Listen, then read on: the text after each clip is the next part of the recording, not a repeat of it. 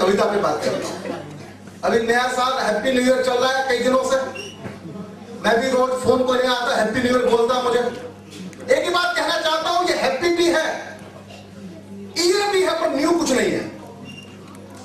New कुछ नहीं, क्यों नहीं? आप पूछें क्यों नहीं? इसका उत्तर मैं देता हूं। नया मौसम नहीं है 1 जनवरी को, हिसाब किताब वही फसलें नई नहीं है, हुए क्या 1 अप्रैल को आप शुरू करते हैं। विद्यालयों में गुरुकुलों में सत्र नया नहीं है, वस्त्र नए नहीं है, नए एक चीज है केवल, उसका नाम है कैलेंडर। कैलेंडर के अलावा सब कुछ पुराना, फिर भी नया साल हैप्पी न्यू ईयर। हम उसके दीवाने, मुझे अच्छा लगा।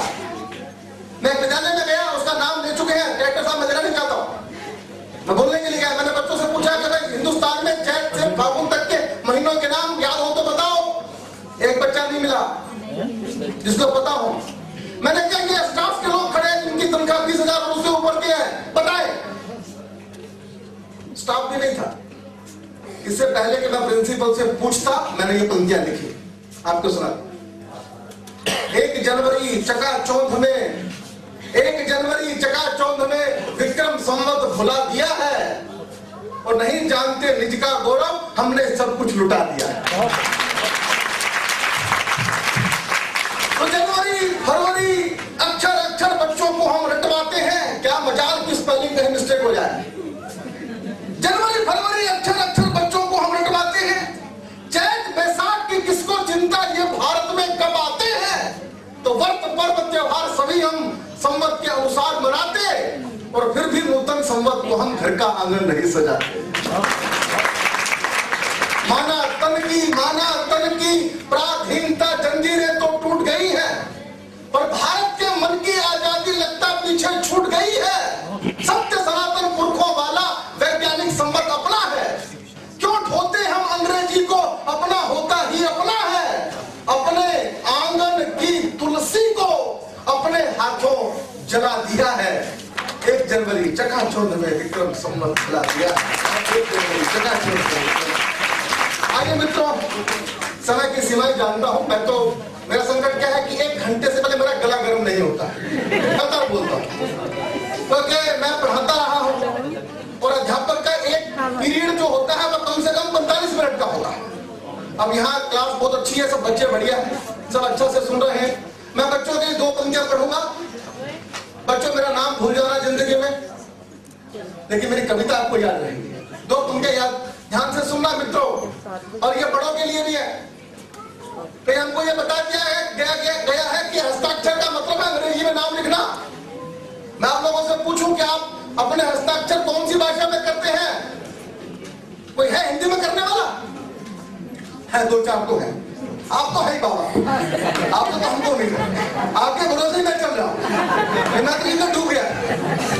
आप तो है ही, पर मैं तो इनसे पूछता हूं कि कुर्सी पर बैठे हैं, मैं इनसे पूछता हूं, नहीं है, क्योंकि हमको घुट्टी में ये सिखा दिया है कि हस्ताक्षर का मतलब नाम लिखना। 2 पंक्तियां सुनना, केवल 2 पंक्तियां, और जब ये हस्ताक्षर करो और आपको विचलित करे मेरी लाइनें, तो मतलब मैंने कविता लिखी है। एक बात ध्यान रखना, राम से बड़ा राम का नाम, राम से बड़ा, बोलो भाई। ये कमोल भाई, भैया आप कहीं जा रहे हैं क्या? इधर बैठा, 2 मिनट बैठा, एक बात सुन जाओ, ऐसी क्या है, इतनी भी जल्दी क्या है? बट ढंग की बात तो अभी शुरू हुई थी, अभी जल्दी आप सुन लो। 2 पंक्तियां बस मैं अपना स्थान लेता हूं, फिर सोलंकी जी सुनाएंगे। ये मेरा एजेंडा है, मैं जल्दी का बोलता हूं। आप बैंक में जाओ, आपका अकाउंट होगा, जाके बोलो कैसा मेरे यहाँ खाता है, मुझे 500 रुपए दे दो, मिल जाएंगे क्या? नहीं मिलेंगे ना। और सतीश जी ने किसी को भेजा, लिखा सतीश जिंदल चेक के ऊपर, और चेक दे दिया तो पैसे में नाम बढ़ा, आपका नाम बढ़ा। 2 पंक्तियां याद रखना, विश्व की सब भाषाएं सीखिए, अंग्रेजी सीखिए, फ्रेंच सीखिए, जैपनीज सीखिए, लेकिन हस्ताक्षर जब करने हो तो मातृभाषा में कीजिएगा। क्यों कीजिएगा? क्योंकि हस्ताक्षर भी हम करते हैं एक विदेशी भाषा में, हस्ताक्षर भी हम करते हैं एक विदेशी भाषा में। माना हम आजाद हो गए, लेकिन किस परिभाषा में? उनके सम्मान में ताली बजाइए। राजेश जी, असली तालियां मैं आपकी कल्पना के लिए। मैं सबसे पहले बधाई देना चाहता हूँ अपने भाई सतीश जिंदल जी को। उन्होंने देखिएगा कहीं ना कहीं हृदय में ऐसी भावना होती है समाज सेवा की, तभी कुछ इस प्रकार के कार्य किए जा सकते हैं। राजेश जी ने बहुत अच्छी पंक्तियां कुंवर बेचन जी की कही, और कुंवर बेचन जी की ही पंक्तियां मुझे याद आती हैं। उन्होंने ये भी कहा है कि सूखी मिट्टी से कोई भी मूर्त न कभी बन पाएगी। आदरणीय जैन साहब यहाँ पर बैठे हैं, शादी राम जी, विनोद जी बैठा था, उसने पूछ लिया कि क्या करते हो, तो कवि ने बता दिया कवि हूँ। अब पलट के कवि ने पूछ लिया क्या करते हो, बह रहा हूँ। नहीं बढ़ता। तो ऐसी स्थितियां हो जाती हैं सब कि बनारस की सुबह अनुपम अवध की शाम लाया हूँ। क्या बातें कुछ देना चाहता हूँ। आदरणीय स्वामी जी हम यहाँ पर बैठे हुए हैं कि बनारस की सुबह अनुपम अवध की शाम लाया हूँ, मोहब्बत का खजाना मैं तुम्हारे नाम लाया हूँ। और रगों में रक्त भारत का यहाँ जिनके भी बहता है, रगों में रक्त भारत का यहाँ जिनके भी बहता है, सुनाने में उन्हीं को देश का पैगाम लाया हूँ। सुनाने में सभी को देश का पैगाम लाया हूँ। और जब देश के पैगाम की बात चलती है, अभी थोड़ी देर के बाद बच्चे आजकल बहुत इंटेलिजेंट हो गए, क्योंकि टीवी मीडिया चैनलों के माध्यम से ऐसा मतलब ज्ञान हमारे सामने परोसा जा रहा है कि जिससे बच्चों के जो भविष्य है वो कहीं ना कहीं प्रश्न चिन्ह लग रहे हैं। आप जानते हैं कि एकता कपूर है, उसके टीवी सीरियल बहन जी और भाभियां जरूर देखती होंगी। वो देवी है जो घर घर की एकता को समाप्त करने में लगी हुई है। पिछले दिनों मिली थी, कह रही थी कि मेरे टीवी सीरियल देख के जो है आजकल जो है टीवी सेट बहुत बिक रहे हैं। मैंने कहा सही कह रही हो एकता जी, मैं खुद अपना भी बेचने की सोच रहा हूं। तो बच्चों के ऊपर इस तरीके का प्रभाव पड़ रहा है। मुझे याद आ रहा है किसी बच्चे से मैंने पूछ लिया कि बेटे बड़े हो के किससे शादी करोगे, तो बच्चा बड़ा तेज बोला अंकल आजकल तो एक ही नाम है, वही कजरारे वाली। मैंने कि मूर्ख अभी से इतना तेज हो रहा है, उससे शादी करता तो जिंदगी भर रोता पछताता। महंगे महंगे गहने पहनती है, महंगे महंगे कपड़े पहनती है, तो कपड़ों का नाम सुनते ही बच्चा चुप हो गया। और बात समझ में आए तो बताइएगा। कपड़ों का नाम सुनते ही बच्चा चुप हो गया, बोला अंकल फिर तो मल्लिका शेरावत ही ठीक है। तो बच्चों के वो ये दुष्प्रभाव चल पड़ रहा है, वो इतने तेज हो गए। लीजिएगा कुछ पंक्तियां सुनाता हूं मैं। इस दुष्प्रभाव से निकालने के लिए सार्थक फाउंडेशन कुछ सार्थक प्रयास कर रहे हैं भाई जिंदल जी। कि मिले कुछ भी जमाने के लिए नासूर मत होना, बनो कुछ भी जमाने के लिए नासूर मत होना।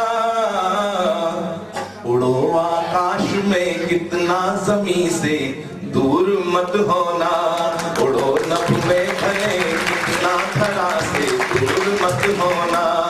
और बदलते वक्त के तेवर कहाँ कोई समझ पाया, बदलते वक्त के तेवर कहाँ कोई समझ पाया।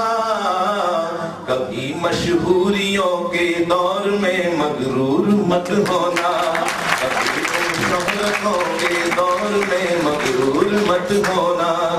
संस्थाएं बहुत सी हम आप जानते हैं अनेक संस्थाओं से जुड़े रहते हैं, और हर संस्था का एक बहुत अच्छा एम्स ऑब्जेक्ट का एक बहुत अच्छा पेज होता है। आप जिंदल जी तो संस्थाओं के वो भी करते होंगे, क्या बोलते हैं ना, सीए है तो ऑडिटिंग वगैरह करते रहते होंगे। और मैं ये जानता हूँ, आप भी जानते होंगे कि हर संस्था के एम्स ऑब्जेक्ट इतने बढ़िया होते हैं, अगर एक बार पढ़ लो तो लगेगा कि स्वर्ग धरती पर उतर आया। गलत तो नहीं कह रहा भाई साहब, लेकिन हकीकत में क्या होता है, ऐसे कार्यक्रम कराने कितनी संस्था कराती है, लाखों से ज्यादा संस्था तो दिल्ली में रजिस्टर्ड है, लेकिन काम कितने लोग करते हैं। काम सबसे महत्वपूर्ण होता है। और इंसान की जो फितरत है, आप जानते हैं कि हम बहुत तरक्की कर रहे हैं, कहीं आसमान में मंगल ग्रह पे। अभी तो कल आ रहा था टीवी में, राजरानी सिंधल जी के साथ बहुत सहयोग किया, उनका दिल से आभारी हैं। धन्यवाद। धन्यवाद। इस सुंदर प्रस्तुति के बाद और शॉल वितरण की इसी श्रृंखला में मैं आमंत्रित देना चाहूंगी श्री संजय गुप्ता जी को और श्री वैभव गुप्ता जी को कि वे मंच पर आए और जन ज्ञान स्कूल के 2 विद्यार्थियों को शॉल भेंट करें। प्रभु और कृष्ण कृष्ण ही नजर आ रहे हैं।